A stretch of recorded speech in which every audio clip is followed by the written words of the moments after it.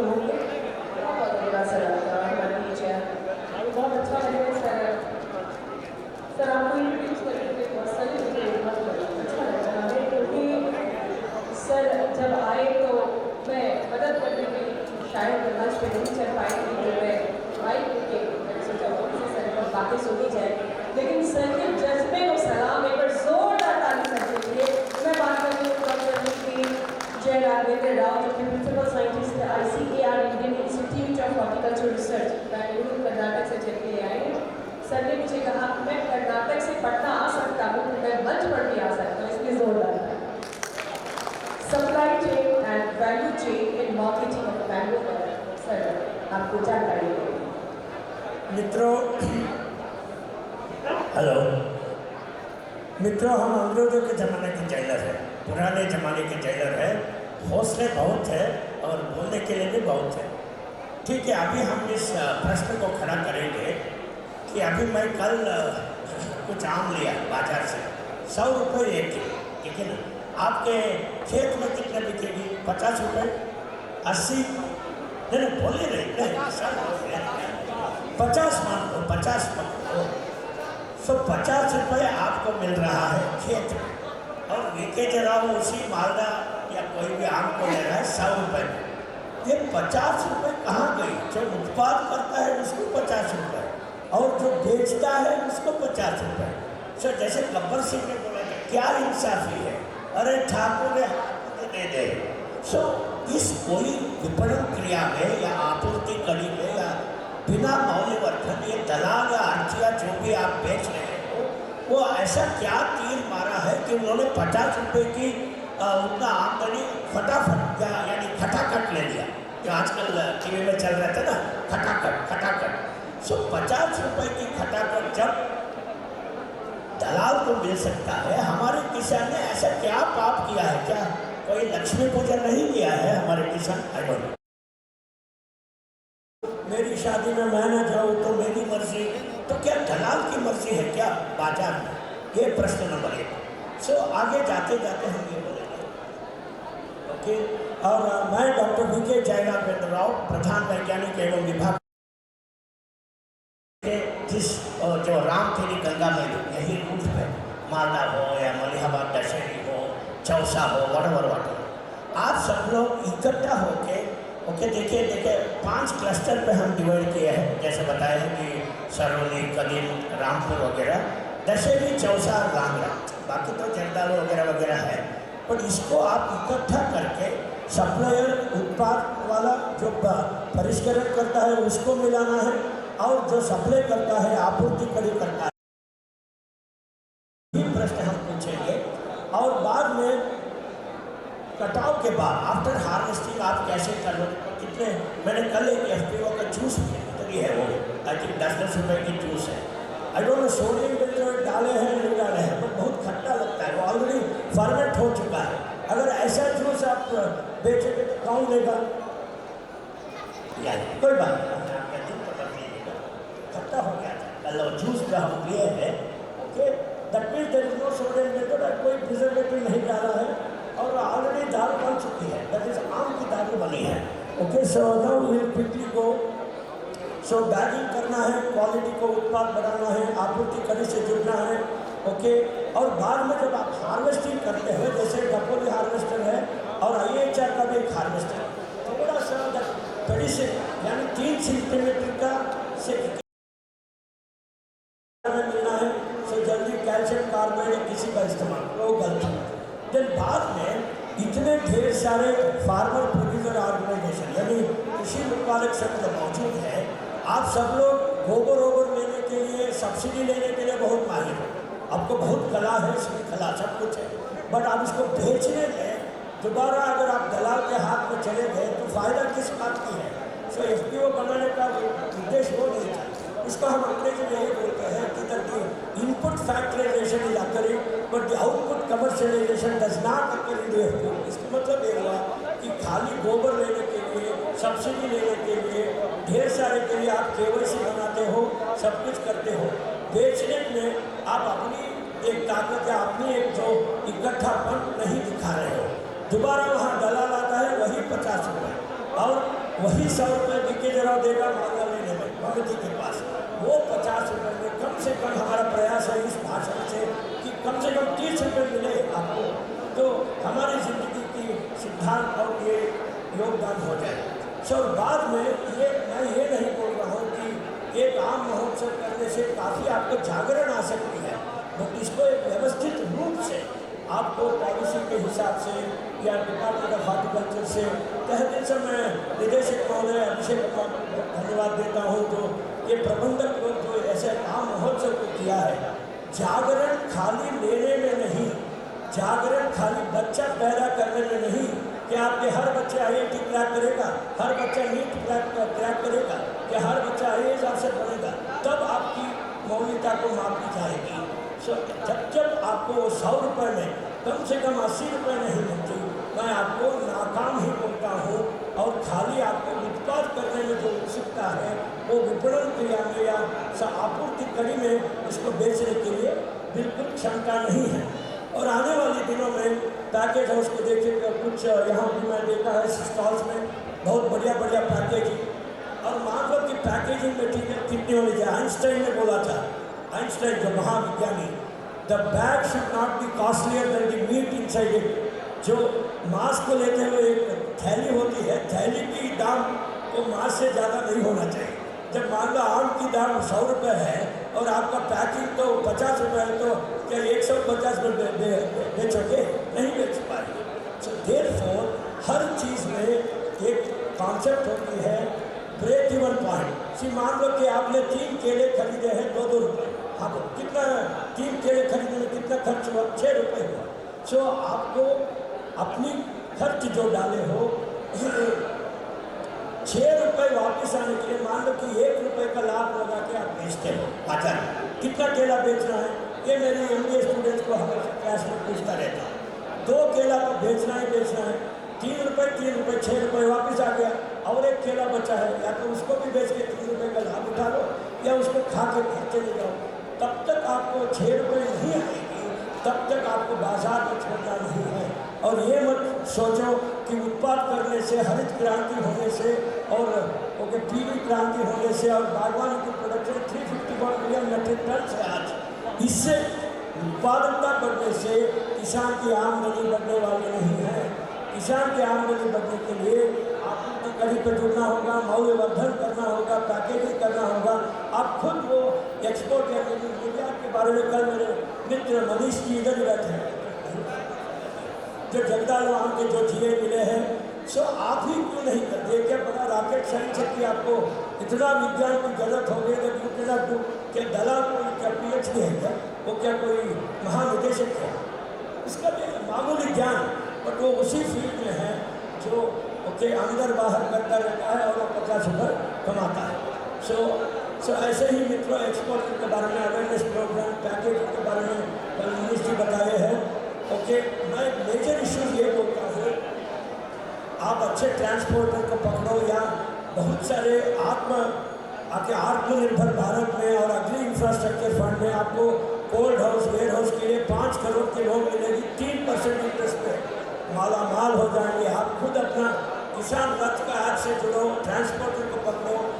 हमारा उद्देश्य अंतिम में यही है कि उस 50 रुपये, मैं किसी दलाल के विरोध नहीं हूँ, मैं भी उसका समर्थक हूँ, मैं एक वैज्ञानिक हूँ, बट मैं ये बोलना ये चाह रहा हूँ कि उस 50 रुपये जो ले रहा है वो भी कुछ श्रम किया होगा। मैं किसी हत्या या दलाल को गाली देने के लिए यहाँ बैठा नहीं हूँ, परंतु वो काम आप भी कर सकते हो, आपकी बस में बात है ये।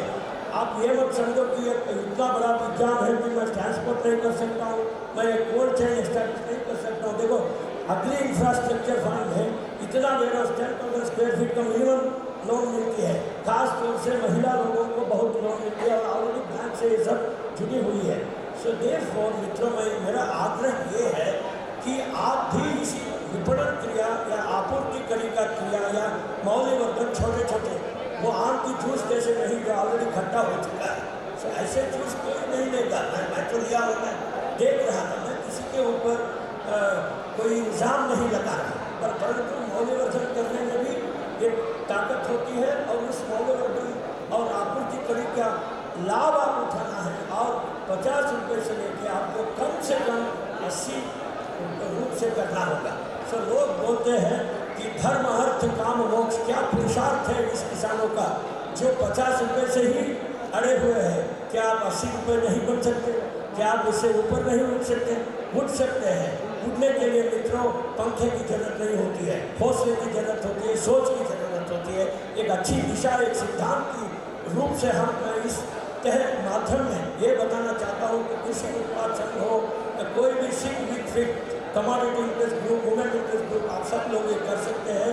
और हमारे डिपार्टमेंट ऑफ हॉर्टिकल्चर हो या CISH लखनऊ हो या IHR, ढेर सारे प्रशिक्षण। और मैं यही मोकामा से पिछले बार हमारे आनंद मुरारी साहब आए थे, 40 कृषक को हम लाए थे। और संदीप कुमार का लेक्चर मेरे पास बाद में है, IPM में मैंगो बताएगा, चटाई के बाद क्या क्या करनी होगी, मौल्यवर्धन कैसे करना, ये भी बताएंगे। सो मैं ये बोल रहा हूँ, एक विपणन विज्ञान या कोई भी एक आपूर्ति कड़ी विज्ञान या कोई मौल्यवर्धन विज्ञान इतना बड़ा विज्ञान नहीं है कि कोई रॉकेट को चला रहे। किसान खुद कर सकते हैं, अपनी क्षमता में है, अपने हौसले में है। सो आने वाले दिनों में आपके एक्सटेंट कृषि प्रसार, मैं कृषि प्रसार का आदमी हूँ, कहीं भी जाओ जागरण लाओ, ओके, ज्ञान विज्ञान और अभियान से। सो मैं खबर में भी बोलता हूँ, मेरा गांव मेरा घर, ज्ञान विज्ञान और अभियान, ये अभियान की कमी है, लोगों के अंदर जागरण की कमी है।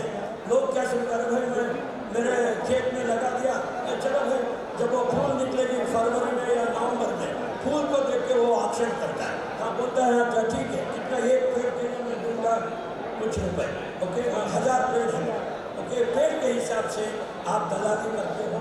ये गलत है या सही है, मैं उतना उपदेश देने की मान्यता नहीं रखता हूँ, परंतु मैं बोल सकता हूँ कि जरूर आप उस 50 रुपये को 80 रुपये जरूर बना सकते हैं, भले न क्यों मैं 100 रुपये में उसको खरीद लूँगा। सो मित्रों, हाँ सो मित्रों से मैं ग्रेडिंग आपको कर सकते हैं। अरे भाई देखो, जब जगदालू मान लो 250 ग्राम का है, अल्फांसो 250 का है, मालदा मान लो कि 300 ग्राम एवरेज में, क्या आप उसको ग्रेड नहीं कर सकते? अरे भाई बड़ा आम छोटा, तो छोटे बच्चे कहते हैं, उसको ग्रेड करने में दिक्कत क्या है? उसके लिए कोई IHR या CISH डिपार्टमेंट की जरूरत नहीं है। और दूसरा ये है कैपेसिटी बिल्डिंग। सो हम यही बोलते रहते हैं, okay, skilling, reskilling and upskilling continuously. देखो कृषि प्रसार में या किसी भी किसान के ज्ञान एक दिन में नहीं होता, एक PhD करने में क्या जिंदगी खत्म हो जाती है। रोज नया सीखना है, नई उमंगें, नई तरंगे, नया दौर पे हमको जाना पड़ेगा। सो देखो मित्र, मैं यही आग्रह करता हूँ कि कुछ किसान को कुछ इनर्शिया, यानी हम क्यों करना है, अरे ऐसा हर आदमी सोचेगा तो हम क्यों करना है, हम आगे तो क्या साक्षात नारायण दया क्षेत्र से आगे करेगा, नहीं करेगा, आप ही को करना पड़ेगा। सो आने वाले दिनों में सप्लाई चेन का आप देखे हो, देखिए इधर आप उत्पाद में बहुत बढ़िया हो, पैकेजिंग में थोड़ा कमी है, और कंज्यूमर तक यहाँ जाने तक जब 100 रुपये इधर बिक रही होगी आम में, सो उस 50 रुपये में कम से कम, देखो यहाँ एक अच्छा पैकेजिंग हाउस में देखा। देखो पिछले बार क्या हुआ था, सर को भी पता है, मोकामा FPO से मुझे वो मालदा आम आए, सब 20 kg they send, transportation cost बहुत ज़्यादा। हम ठीक है, किसान ने उसको भरा या लीकेज ने भरा, वो बात नहीं है, बट डिमांड मान लो कि बैंगलोर में है, पटना से बैंगलोर कैसे आएगी? क्या ट्रेन पे आएगी, हवाई जहाज पे आएगी, या कोरियर लेके आएगा? वो है आपूर्ति कड़ी। सो अगर इस आपूर्ति कड़ी को करना है तो आपको कोल्ड चेन, आजकल ट्रेन की बोगियाँ भी बुक कर सकते हैं, उसका कॉस्ट भी मिला लो, या आपका एक छोटे छोटे दुकान बैंगलोर में भी खोल सकते हैं, खाली वो रेलवे स्टेशन से लेके आएगा और नेटवर्क मार्केटिंग से आपकी ऑर्डर हो जाएगी, पूरा आप निर्यात भी कर सकते हो और आंतरिक निर्यात भी कर सकते हो, विद इन देश में भी आप कर सकते हो। इसके लिए थोड़ा सोच की और मोबाइल ऐप की जरूरत है। जैसे IHR में मैंने एक अर्का व्यापार मोबाइल ऐप किया, एंड्रॉइड वाला ऐप, वहाँ लगाते ही आपको ओला और उबर की टैक्सी कैसे बुक करते हो, सीधा बुक कर सकते हो। मुझे मालदा इतना चाहिए, बैंगलोर में, दावणगेरे में, मैंगलोर में, सो आपको पूरा डिमांड आ जाती है। बाद में आप सोचो कि उसकी आपूर्ति कैसे की जाए, उसको सप्लाई कैसे करें। वो सोच लगाने से आपको कम से कम मैं बता रहा हूँ, ये मिसाल में केसर अल्फांसो आम के बारे में आप सुने होंगे। अभी अभी आ रही है वो जिंदगी क्या मियाज़ाकी, तो जापान की आम भाई 3,000 किलो, वो वेस्ट बंगाल में बहुत अच्छा है। और सेंथिल कुमार सर बाद में ये भी बोलेंगे कि ऐसे नए नए किस्मों की लाभ आप क्यों नहीं उठाते हैं? जब बाजार मांग रही है तो किसान घर पे बैठा है, खाली मालदा लगा के क्या कर रहे? सब कुछ तीर तो मारना पड़ेगा आपको। बाजार और विपणन क्रिया में जो बाजार की मौका बहुत मेरे सामने है, इस मौके का फायदा मुझे उठाना है। और मैं किसी उत्पाद सरकार में मैं आपको उपदेश देने के लिए नहीं आया हूँ। आप सब लोग हमारे से भी कोई अनुसंधान संस्था से भी किसान बहुत बुद्धिमान है, अनुभवी है, खाली उसका एक थोड़ा इनर्शिया यानी एक जागरण करके छोड़ दो तो सिद्धांत अपने आप दौड़ेगी नहीं, बहेगी। ओके, ज्योत से ज्योत जगाते चलो। ओके, इस विपणन क्रिया की गंगा आते चलो। सो ऐसे एक गाना था। सो आने वाले दिनों में grading, cleaning, marketing, transporting, storage में कभी कभी करना पड़ेगा। देखो भाई, एक किसान बिहार से पूछा, सर हमें कोकोपीट चाहिए, इधर कोकोपीट करने वाला कोई नहीं है। कोकोपीट तो आपको भुवनेश्वर से लाना पड़ेगा, भुवनेश्वर भी ऑलमोस्ट 500 किलोमीटर हो गया। ट्रांसपोर्टेशन कौन लाएगा? अगर कोकोपीट लगाना है यानी that is for soil cultivation, bag में लगाना है, आपको कोकोपीट खुद तैयार करना होगा। उसके लिए ट्रेनिंग देने के लिए हम सब बैठे हैं। सो कहीं दूर ओके जाना है, बहुत दूर प्यार की कश्ती। सो बहुत दूर से इनपुट आने से बगैर आप ही को हम उपाय करना होगा, अपने कुछ को तैयार करना होगा। और ख़ास तौर से ऑर्गेनिक फार्मिंग जो आजकल बहुत प्रीमियम प्राइस नहीं मिल रही है। मान लो कि ये काम ऑर्गेनिक काम है और एक दोनों सब प्रीमियम प्राइस है। देखो, अगर ऑर्गेनिकली ग्रो कुछ आम है तो कम से कम 150 होना चाहिए। मैंने केसर अल्फांसो आम के बारे में एक उदाहरण दिया। खेत में 100 रुपये बिकती है केसर अल्फांसो, बैंगलोर में 300 रुपये बिकेगी। उसकी आपूर्ति करने के लिए हम एक से भी मान लेते, सर इनको जब मैंगो की सीजन आएगी कृपया एक छोटी सी स्टॉल दे दीजिए, जैसे आप महोत्सव में दिए हैं। या इतने बड़े बड़े ऐसे इंस्टीट्यूट है, भागलपुर है, सबौर है, सो वहाँ एक मैंगो मेला लगा दो, लोग आके लेंगे। कम से कम अगर 200 रुपये भी मिल गया तो क्या लाभ नहीं है? सो ऐसे इंस्टीट्यूशनल अरेंजमेंट्स और आपूर्ति करके विषय पर हम ध्यान देना होगा। और बहुत ही इम्पोर्टेंट, रोड पे करोगे, वहीं पे करोगे, एयर ट्रांसपोर्ट करोगे, ये आपके निर्भर है। मार्केटिंग देखो, अरे भाई हमारे बगल के बांग्लादेश आधे बिहार का नहीं है। जब वो लोग इतना विपणन कर रहे हैं, हमें क्या प्रॉब्लम है? बोलिए। So therefore global agriculture practice, बाकी देश सिलोन हो या बांग्लादेश हो, बर्मा हो, म्यांमार हो, कोई भी, अरे क्या वो हमारे से बुद्धिमान है क्या? अरे भारत में भारतीय कृषि अनुसंधान परिषद ICAR CISH लखनऊ, आप इसका लाभ उठा लीजिए। और कृपया जागरूक करके आप खाली उत्पाद नहीं, थोड़ा विपणन क्रिया, आपूर्ति करी क्रिया में भी थोड़ा लगा दीजिए। कि अगर मान लो कि आपकी बेटी है तो क्या बेटी शादी करने के बाद खत्म नहीं? मैं भी एक बेटी का बाप हूँ। जब तक हमारी जान हाजिर है तो हर क्षेत्र में हम कदम रखना है, उत्पाद में रखना है, आपूर्ति कड़ी में रखना है, मौल्यवर्धन पे करना है। ऐसा नहीं बैठना है कि मौल्यवर्धन मेरा नहीं है। पिछले जमानों में अगर किसी बेटी का बाप था तो लोग बोलते थे ब्याह करने के बाद हमारा जिम्मेदारी खत्म। कभी भी एक बिटिया की बाप की जिम्मेदारी खत्म नहीं होगी मित्रों। ऐसे ही किसानों की जिम्मेदारी कभी भी खत्म नहीं होगी। आपको आपूर्ति कड़ी में जाना होगा, आपको मौल्यवर्धन पे जाना होगा।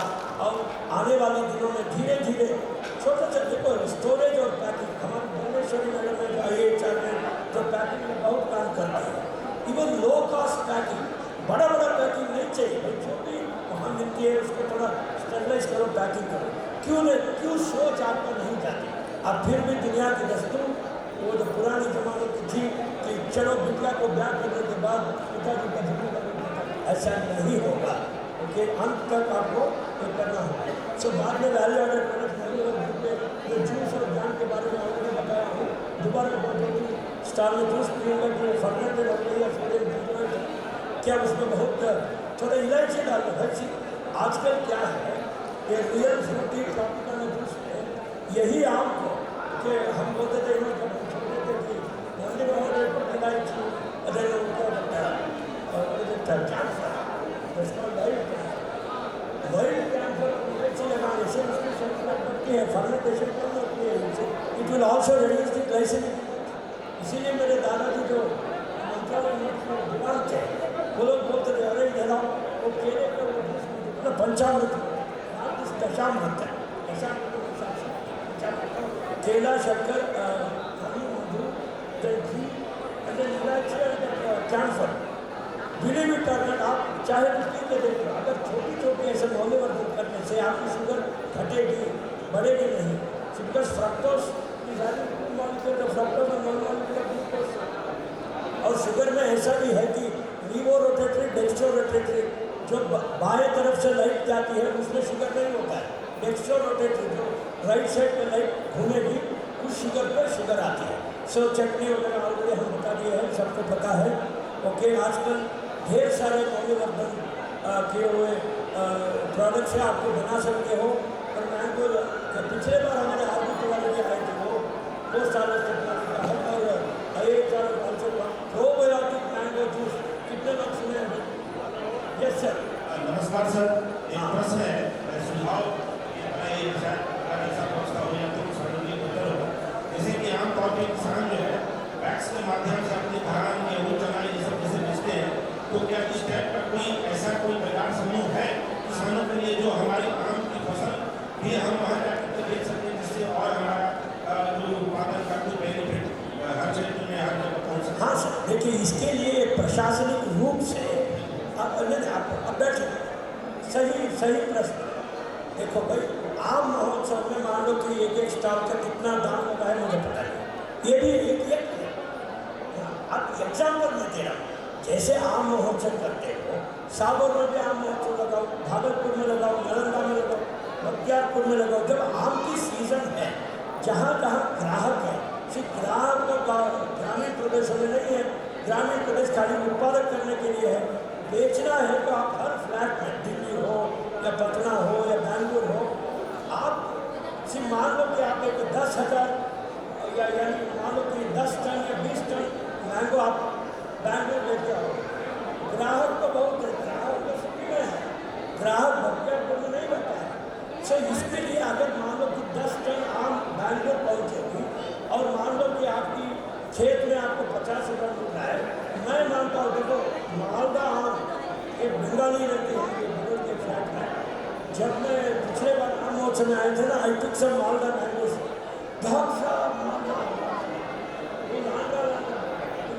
मालदा से सारे इतना सर ने वो पटना से लाया मालदा जो घूमे सर. वो मालदा हमको सिर्फ बहुत प्रीमियम में जाती है. 200 आपका है 50, वो फिर बताएगा. तो ट्रांसपोर्टेशन का कास्ट भी घटा होता है, काटा सब कुछ, फिर भी आपको लाभ होगा. इसकी व्यवस्था कैसे करोगे? इसके लिए इतने सारे सब्जेक्ट मैटर बैठे, डायरेक्टर हॉर्टिकल्चर बैठे, IAS बैठे, और ढेर सारे. कल वो मनीष जी से बात हुआ, कहाँ है वो मनीष जी जो निर्यात करता है. सो आपको क्या है, इतने बड़े स्टेक होल्डर्स के साथ जुड़ना होगा. अगर आपको वैकुंठ जाना है तो पुजारी के साथ देना होगा ना. खाली ठीक है बहुत भक्ति है तो क्या आप वैकुंठ चले जाएंगे? So these are called stakeholders. आपूर्ति करेंगे ये सब लोग एक्टर्स हैं. सो एक पुण्य पाने के लिए एक माँ और बाप की जरूरत है, और पूरे पुण्य को आगे लेके जाने के लिए एक बीवी की जरूरत है, और पुरुषार्थ साधन करने के लिए एक बेटा या बेटी की जरूरत है. सो इसके बिना क्या उद्धार होंगे, आपकी प्रारब्ध कैसे कटेगी और आपकी क्या मोक्ष कैसे पाओगे? ऐसे ही क्रिया में आपूर्ति करने ये सब बाकी चीज़ें हैं.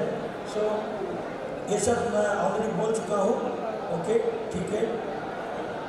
मैंगो प्रोसेसिंग ऑलरेडी हम अंत में आ गए हैं मित्रों. ये अंत नहीं है, इस अंत से हम शुरुआत करते हैं एक नए रिश्ते, नए उमंगे, नए तरंगे के साथ. सो अंत में मैं ये 2 ही शब्द बोलता हूँ.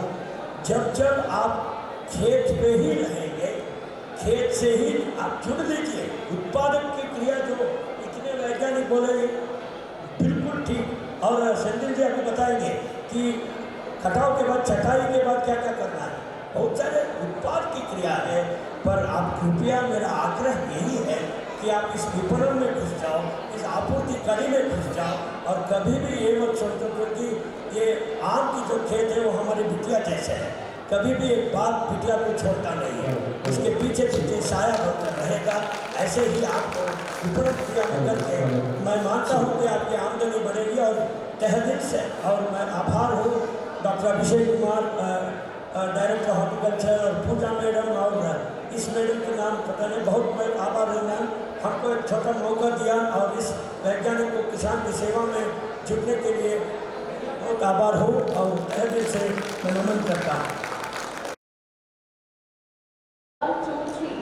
जो मेरे बाएं साइड काउंटर्स लगे हुए हैं, हमारे एक्सपोर्टर्स बैठे हुए हैं, प्रवीण वानखेड़े जो कि यूनिवर्स एक्सपोर्ट्स है, और मनीष कुमार जो कि जरदारी कटरी भागलपुर, और साथ साथ विवेक कुमार जो कि बास्केट से है। जब हमारा अपना ये पैनल समाप्त हो जाएगा, जब हमारे किसान भाई बंधु बैठे हुए निवेशकों से आप जाकर रूबरू डायरेक्टली इंटरेक्ट कर सकते हैं, 1-to-1, और जो भी जानकारी चाहिए आप मेरे बाएं साइड जो काउंटर्स लगे हुए हैं वहाँ जाकर आप जानकारी ले सकते हैं।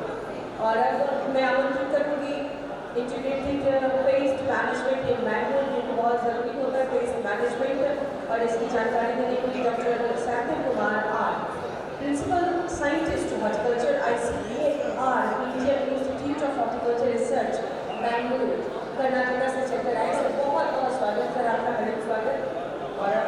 और तालियों की गड़गड़ाहट से प्रश्नों की गड़गड़ाहट के साथ ही तैयार हो।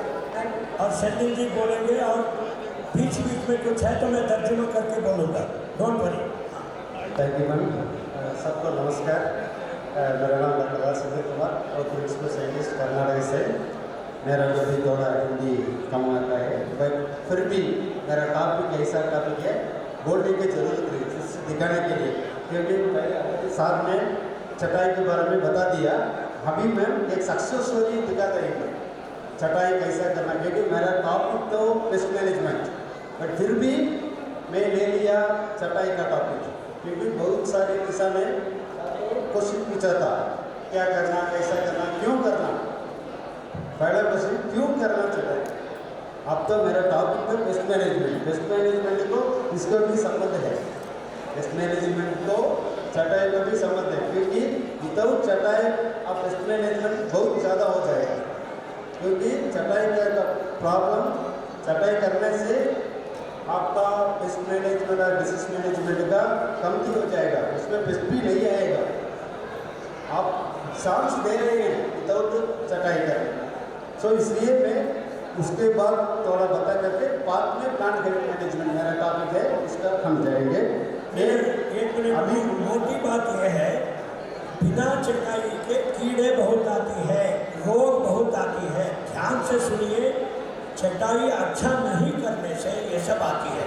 The very very important is listen, क्योंकि सबको मालूम है मैंगो आम में जो हर साल ऊपर फल आ रहे हैं, फ्रूट आ रहे हैं, क्यों वैसा हर साल जल्दी ऊपर आ रहे नीचे नहीं आ रहे, क्योंकि नीचे सब पुराना लीव्स, ओल्ड लीव्स, एक बार एक लीव में फल और फूल आने से दूसरा नहीं आएगा, वो रिटाइड लीव, ओके, उसका पेड़ में रखने के लिए जरूरत ही नहीं, समझिए। एटलीस्ट एक पॉइंट समझ के एटलीस्ट एक पेड़ में आप छटाई करके देख लीजिए, आप सभी वो हार्वेस्ट करने के बाद सभी पेड़ को थोड़ा सा छटाई करना मतलब नॉट हाइड्रोली रिड्यूस, पुराना लीव्स को भी निकलना, पुराना लीव्स को भी निकलने से वो दूसरा नया लीव का भी चांस आएगा नेक्स्ट ईयर, सो उसमें पेस्ट नहीं आएगा,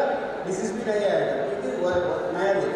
अरे स्लाइड चेंज करो नेक्स्ट भैया, स्लाइड चेंज कर दे रहा हूँ। सो एक एक्सपेरिमेंट किया हमको पुदुचेरी गवर्नमेंट ने डिपार्टमेंट, क्योंकि किसान के लिए छटाई के लिए बहुत मुश्किल है, वो नहीं लीव करेगा, क्यों छटाई करना, कैसा लीव करना, इसलिए हम ये डिपार्टमेंट का फॉर्म, वो 2000 पेड़ का फॉर्म, पुदुचेरी गवर्नमेंट का फॉर्म ले लिया, उसे एक साल हम एक्सपेरिमेंट किया, वो जैसा था उनका मैं फीस तो ये पूरी हम दिया लास्ट 22 में अगस्त में जैसा था उनका ट्री हाई डेंसिटी मैंगो में उसके सब चलेगा। आपको देख रहे दिखा रहे हैं इसमें ओल्ड पुराना लीफ भी रिमूव किया, ब्रांच भी रिलीज किया।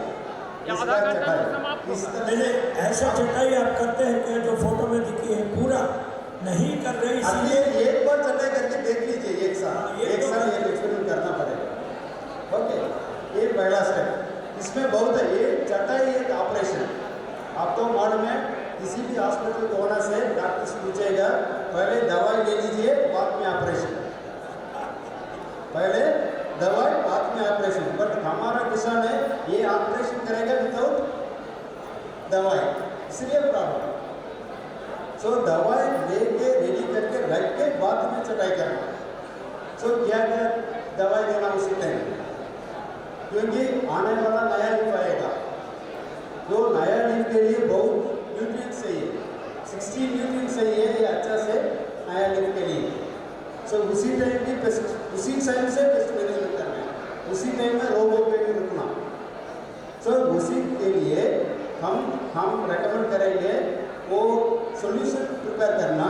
एक सॉल्यूशन डे 1 तुरंत स्प्रे करना।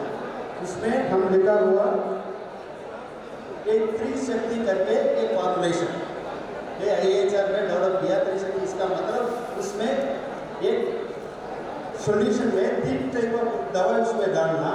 एक दवा में उसमें न्यूट्रिएंट्स देने के लिए कौन सा न्यूट्रिएंट्स 16 एलिमेंट्स चाहिए उसी तरह से न्यूट्रिएंट्स देना। एक सीवीड करके एक फॉर्मुलेशन है, एक सीवीड में सब न्यूट्रिएंट्स है 16 न्यूट्रिएंट्स। ये 5 ml और 5 ग्राम पर लीटर हमारा स्टॉक में है, वो शाम को दे रहे हैं किसी को चाहिए तो। ओके, 1 लीटर में 3 ml और 3 ग्राम सीवीड का मिक्स करना। उसी सॉल्यूशन में 3 ml का नीम सोप, हमारा नीम पेड़ से ये टेक्नोलॉजी IHR डेवलप किया नीम सोप, वो भी 3 ml डालना, वो भी 3 ml। इसके बाद ये डिसीज मैनेजमेंट करने के लिए हमारा जैसा कोरोना टाइम सबको मान लिया सैनिटाइज, सबको हाथ को सबको सैनिटाइज, जैसा हम सैनिटाइज कर रहे हैं उसी तरह से प्लांट को भी सैनिटाइज करना पड़ेगा बैक्टीरिया, फंगस और वायरस डिसीज रुकने के लिए। तो इसीलिए हमारा ये पैटर्न टेक्नोलॉजी के प्लांट सैनिटाइजर साल्ट, वो साल्ट का 1 ग्राम भी उस साल्ट डाल के तुरंत चटाई करने के बाद तुरंत स्प्रे करना। तुरंत स्प्रे करना से वो पेस्ट भी नहीं आएगा, डिसीज भी नहीं आएगा, वो नया लीफ का भी बहुत अच्छा से आएगा। एक हाइड्रेशन में ऑलरेडी हम डेमोन्स्ट्रेशन किया। अब देख लीजिए डे 5 ये हफ्ता में नया लीफ आ जाएगा, वो स्प्रे किया। अभी शुरू हो गया, वो नीचे से भी हम सेम पेस्ट ट्रेंचिंग करना होगा, स्प्रे भी करना, पेस्ट भी करना, दोनों करके आप देख लीजिए इतनी अमाउंट स्टार्ट हो गया।